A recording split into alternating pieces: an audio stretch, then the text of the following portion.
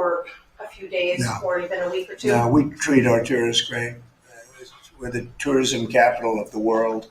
There's no place like this. And there may be a little bit of nationalism, but I doubt it. I actually doubt it. Yeah. I think most people around the world recognize the United States of America is a great place to do business.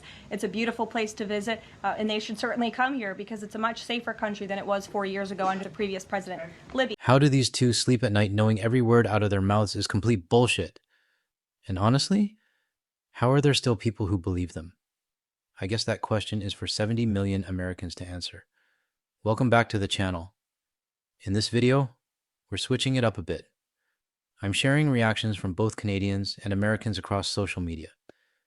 You've heard plenty from me, and I figured it's time to hear how others are seeing this mess too. If you're new here, hit like and subscribe. It helps the algorithm show our videos to more people and helps us keep the conversation going. Let's get into the videos. Canada's government is not banning or boycotting the United States. However, the Canadians are. And the fact of the matter is that Canadians banning and deciding to refuse to purchase any American goods is only half the problem. How about all of the Canadian tourism that's now going to be affected? Because I can tell you right now, Florida, for an example, has $8 billion of Canadian dollars coming in each year. Yes, that's how big the tourism and living of snowbirds coming into Florida is. It's a big industry. $8 billion of tourism dollars going to disappear if Canada decides to just pack up and cancel. And guess what? Canadians are. Why? Because I have tons of Canadian followers who are commenting. So Canada, please comment on this, repost, and tell me what you think. Am I wrong? Please leave a comment and follow me for more. Hi folks, so there has been a huge increase of international conferences being cancelled in the United States, and actually they're being moved to Canada. And the reason for this, of course, is American aggression towards everything which isn't American. There's been at the borders, border searches, body searches, there's wallet searches, there's phone searches, and phones have even been detained to check conversations. It's just crazy. There's even a story last week from some French scientists that were going to visit Seattle who were cavity searched. I mean, cavity searched, really, guys? I mean, is it Friday night already? So the threats of the 51st state, of course, is increasing as well. Donald Trump is still doing that. He did that yesterday.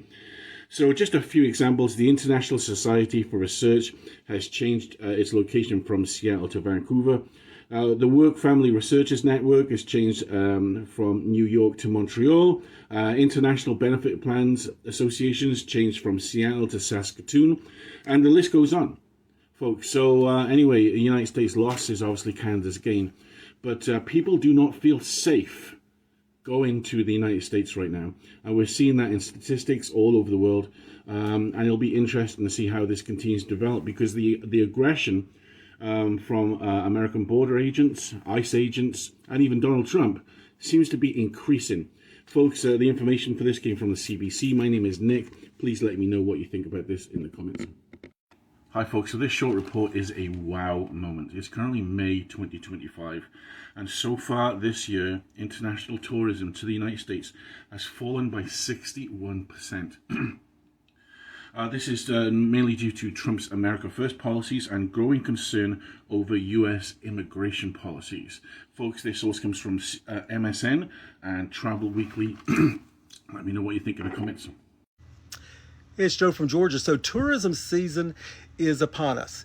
And I can tell you what the United States is seeing. The United States is seeing a huge dramatic drop in international visitors to the United States. Now, those visitors contribute millions to billions of dollars of tourism dollars all across the United States, and specifically heavily in Florida, because everybody undoubtedly in Europe thinks that Florida is that Disneyland is the greatest place in the world to go. I don't understand that, but Florida's getting hammered on the tourism end, but it's also across the entire United States. Now, 18 million jobs are in the tourism industry. And when you're starting to lose billions of dollars, what you're going to do is you're going to lose jobs, You're going to lose revenues for small businesses. You're going to lose hotel motel taxes that support some things in local government. So the real deal is here. The world doesn't want to come to the United States, which has always been one of the top tourist destinations in the world. We're going to lose that title this year, and we know who we can owe that to. Congratulations on reducing the income for businesses that rely on tourism. 90% of my business is driven by the Canadian people. And that's tourism, that's cottage people that own homes here. 70% of the people that have homes here are Canadian. So this is our busy season coming up, and we haven't seen that yet. Can you just walk us through how your business has changed in the months since President Trump was inaugurated, and why do you think it has changed? I am 55% down since February.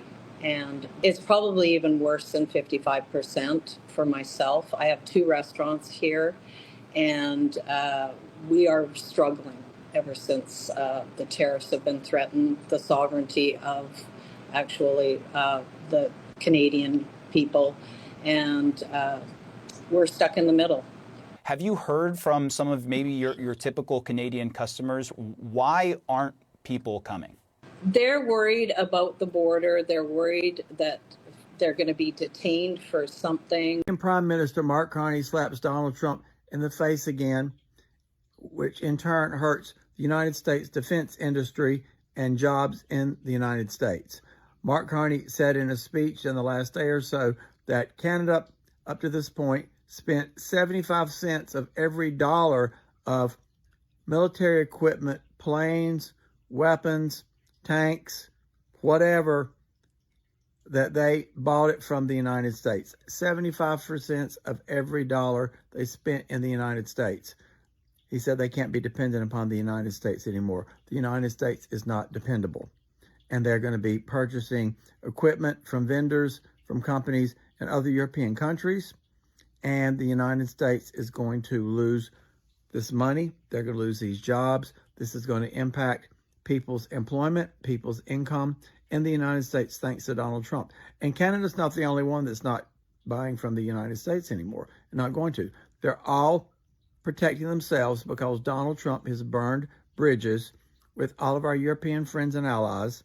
And this is all going to come back in a massive karma way, in a massive FAFO.